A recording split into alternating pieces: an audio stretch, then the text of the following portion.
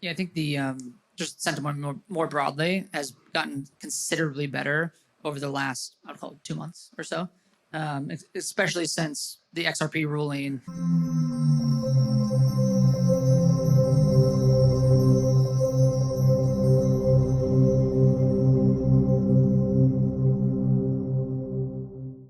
Alrighty, what is going on, everybody? Welcome back to another CYPRX video banger. In today's video breakdown, I'm going to show you all again that the devil's in the details. They are, for a fact, talking about the digital asset XRP. We know that Ripple is heavily involved with building the new financial infrastructure that these large financial institutions, major organizations will be able to operate and integrate themselves into this digital asset space on. If you all enjoy this video breakdown, smash that thumbs up button and subscribe to the platform. We do appreciate the love and the support. We're going to be playing some video clips for you all in today's video breakdown to solidify everything that we have been talking about. So first, we're going to take our attention to this post that I put out just the other day where I said nothing to see here. Just a room full of qualified institutional investors, family offices, private equity, venture capitalists representing over $5+ trillion in assets under management being told that crypto is not going away. Take a second and listen. 15%, roughly? That's a good starting point. Okay, so our panel today is the evolution of digital assets.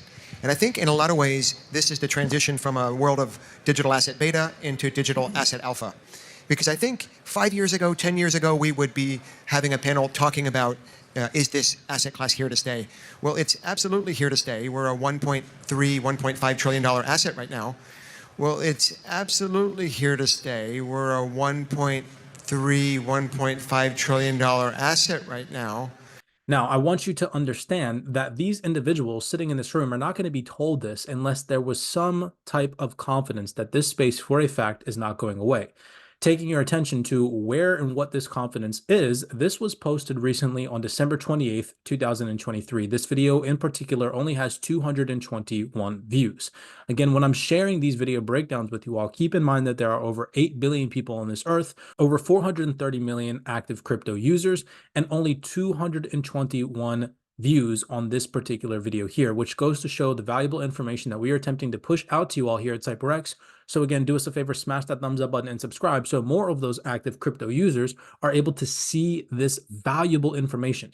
Let me show you all who this gentleman was speaking in front of. So here you can see this is the event, the Barely Elites 5th annual event, okay? Alternative Investment and Data Revolution. Here's more information and more video clips on the event. This is directly from their website. You can see that the individuals sitting in the room in front of him were institutional investors, family offices, hedge funds, private equity, private credit, and venture capitalists, representing over $5+ trillion in assets under management. That is absolutely massive. The fact that this video breakdown has 200 views and in front of these large financial market participants, right? They are confirming that crypto is not going away. You think a video breakdown like this is ever going to make the mainstream? Absolutely not. So here at CYPRX, we thought that we would bring it to your attention. But now I want to also play a video clip where they go on to confirm two things. That institutions are just waiting for regulations. They are sitting on the sidelines in order to become active in this space. But that overall, the mood has changed with institutions starting to pick up interest. Once that video clip is out of the way, we're then going to go to a gentleman speaking on stage where he goes on to confirm that XRP started to bring back institutional interest. Take a second and listen. Through every single month, like big institutions participating in the space and putting together partnerships and collaborations with more like crypto companies like Coinbase. And I think that's very important.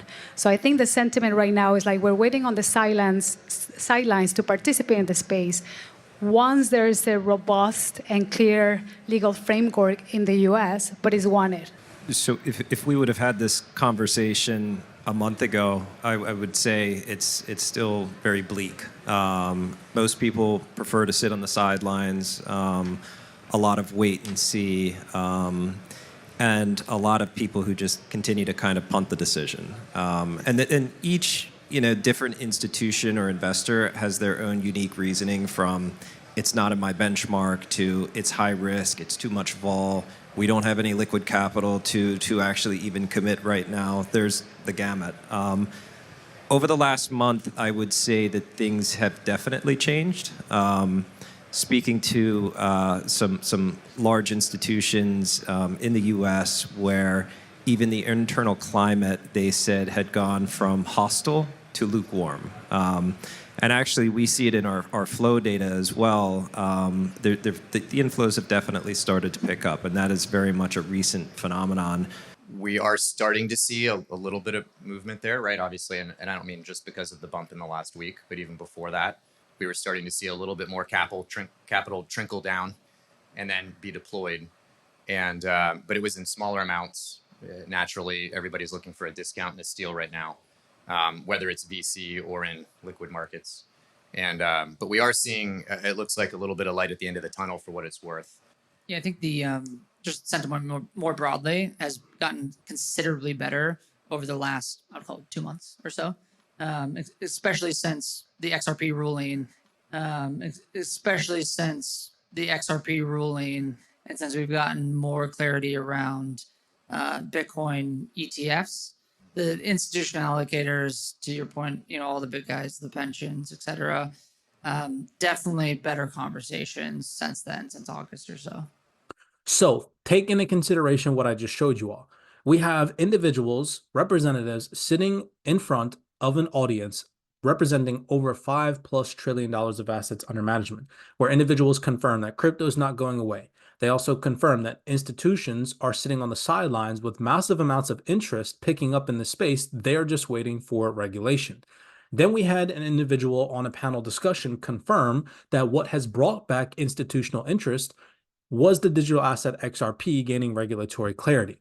Take that into consideration based off of the information that I'm going to share with you next, showing you all that Ripple, in some way, shape, or form, is playing a massive role in this new digital world. So just to confirm that we're not making this vocabulary up, again, we're just portraying information to you all. Some of the CYPRX researchers found this phenomenal HSBC document labeled Global Private Banking. And right here, you can see them talking about themes. Under this trend, particularly, will evolve, of course, but for now, our focus is on infrastructure, keep in mind that key vocabulary word, and future cities, healthcare innovation, and social empowerment. What are they talking about? They're talking about the new world order. You see it right here, and they're talking about, again, digital transformation. What have we been attempting to tell you all? They are building a new financial system. They have been for some time now. And Ripple is going to play a massive role in this. So take a second and listen to this gentleman mention the old world and the new world. And then he goes on to get asked the question, how do you see the infrastructure being built and what's the most important aspect of it? And his reply is very interesting because he comments on the key terminology, interoperability. Take a second and listen. And I think the only way that we're going to get real participation is if you feel that the consumer can feel some control over what's happening and how the monetization is working. So I think this is a new economy, which is, on addition to your existing business, it may in time evolve to replace your existing business, but it's not a rip and replace. So we have, the way I look at it, we have old world and new world. And we mustn't underestimate the importance of the old world, because what the enterprise is sitting on is really valuable. And Andy, I have a sort of spin-off of that question to you. So we talk a lot about the infrastructure that needs to come up in order to enable these new use cases and sort of, as you say, open the valve for these use cases, right? And we talk about decentralized identity, credentials, DIDs, tokenization. How do you see the roadmap for infrastructure development? When we think about infrastructure, we really want to be thinking about interoperability, about standards, and about governance. Now, backtrack to something that Anthony Welfare said about how Ripple's key focus is on interoperability. Take a second and listen. Number 4 is interoperability. We actually think about this from day one. It's not something we think about later on. And this is all about how do we connect with the domestic system, the current system in the countries, And we mustn't underestimate the importance of the old world. When we think about infrastructure, we really want to be thinking about interoperability. 4 is interoperability. We actually think about this from day one. It's not something we think about later on. And this is all about how do we connect with the domestic system, the current system in the countries, but other systems, you know, CBDCs, stable coins, native cryptos, they will all be part of the future, and they all need to work together. And in somehow we need to make that happen. So we think about that a lot. So now that you've heard those two video clips, the gentleman confirming the old world, new world, and that infrastructure is going to be dependent on interoperability, Anthony Welfare from Ripple going on to confirm that their focus is on interoperability. Take a second and listen to Jeremy Allaire, who's going to play a massive role in this, CEO of Circle, mention that infrastructure is being built behind the scenes. And so the key thing that's happening right now is there are huge improvements being made in what I'll just broadly call blockchain infrastructure. So now that we've confirmed that the infrastructure is being built behind the scenes and that interoperability needs to be the predominant focus coming from a Ripple representative, take a second and listen to Brad Garlinghouse at the Davos event in 2024 mention that they are focused on infrastructure. A lot of overlap with those same financial institutions, but we're going to expand with that same thematic of infrastructure, enterprise-based. It served us well. Now, do you all remember a video clip that 24 Hours Crypto shared on his YouTube platform? If you don't follow 24 Hours Crypto, make sure that you do so, of Jeremy Allaire saying that they could use a company like Brad's company, i.e. Ripple. Internet between counterparties. And so if we can, improve it with more scalable blockchain technologies like, Brad's company provides. Do you all see how this is all coming into fruition? So think about it. A gentleman mentioning new world, old world, new world, mentioning that in order for this new infrastructure to be built, the focus needs to be on interoperability.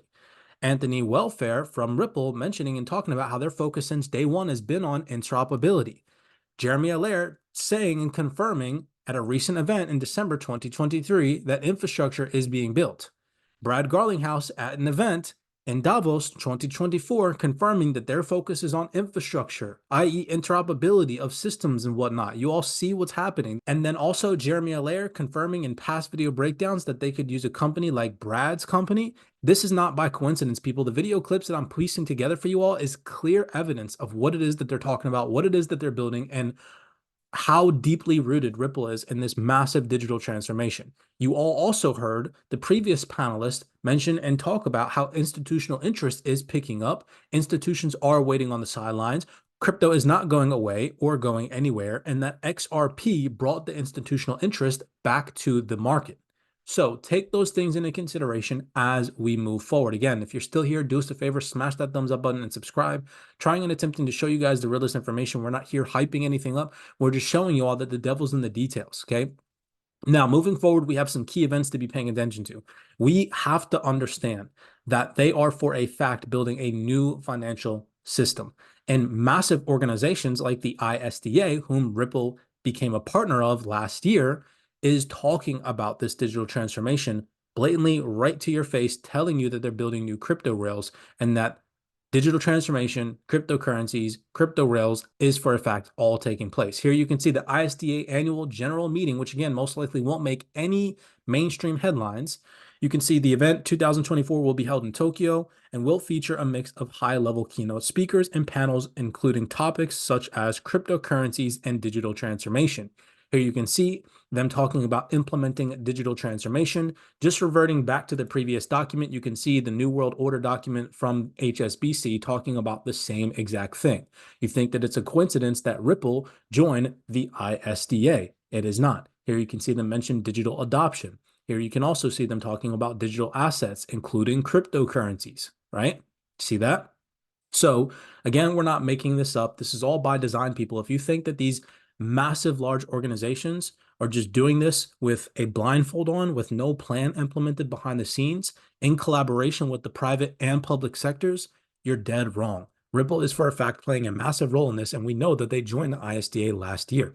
So this event's taking place the 16th through 18th of 2024 in April. So maybe we can see some interesting content, maybe even some video breakdowns come out of this. Another ISDA event coming to Houston in March of this year, 21st to be exact, mentions and talks about digital assets and energy markets. And we know Ripple again joined the ISDA as a member last year. So here you can see ISDA just announced it's coming to Houston March 21st for the 2024 ISDA Houston Conference. And I highlighted right down here, you can see them discussing and talking about digital assets and energy markets. So I wonder if Ripple is going to be attending this event or what interesting information will come from this event. Again, we will be covering it and be paying attention to key organizations like this in this digital asset landscape and what they are actually talking about and covering behind the scenes. Another event coming up. Okay, again, having in some way, shape, or form its hand with Ripple. Nothing to see here. I said to you guys on the X Space, just a Ripple partner, ACI Worldwide, at an upcoming summit talking about crypto rails with Swift, MasterCard, and Visa attending and heading as sponsors. So remember, I told you guys again, they're building a new financial infrastructure involving crypto rails on the back ends. Here you can see this is Pay 360. And if you go to the attendees list, you can see ACI Worldwide, Swift, right, NatWest, Department for Business and Trade. And then we have Discover, Visa. I believe the platinum sponsor is MasterCard for this event. But here you can see their agenda. It says the future of payments, the two sides of the coin, crypto and fiat, crypto payments processing and how it works in practice, digital currencies and crypto regulation, and a panel discussion on crypto beyond the rails. How could traditional payments and crypto merge? So that was also a very interesting find by the CYPRX researchers, always trying and attempting to keep you on the loop. And then last but not least, we have another document confirming that banks will need to adapt to these new technologies if they're going to survive. We've told you guys multiple times in previous panel discussions that we've watched and shared with you all that these large financial institutions know exactly what's coming down the pipeline. They just can't get involved yet because of lack of regulatory clarity. Once there is regulatory clarity, these institutions get the green light. It's game over for retailers to get these utility-driven assets at a discounted price. Again, not financial advice. Do your own personal research. This is directly from December 2023 heading into January 2024. You can see the dates right here. So this is fresh and updated. We're not making this up. It says right here, the financial services industry stands at a critical juncture where leaders must recognize that they need to embrace digital transformation. There's that key word again, to meet the demands of today's tech-savvy customers. Here it also confirms financial services are undergoing a rapid transformation. Providing exceptional digital experiences has become imperative to foster customer trust and loyalty indifferent from competitors.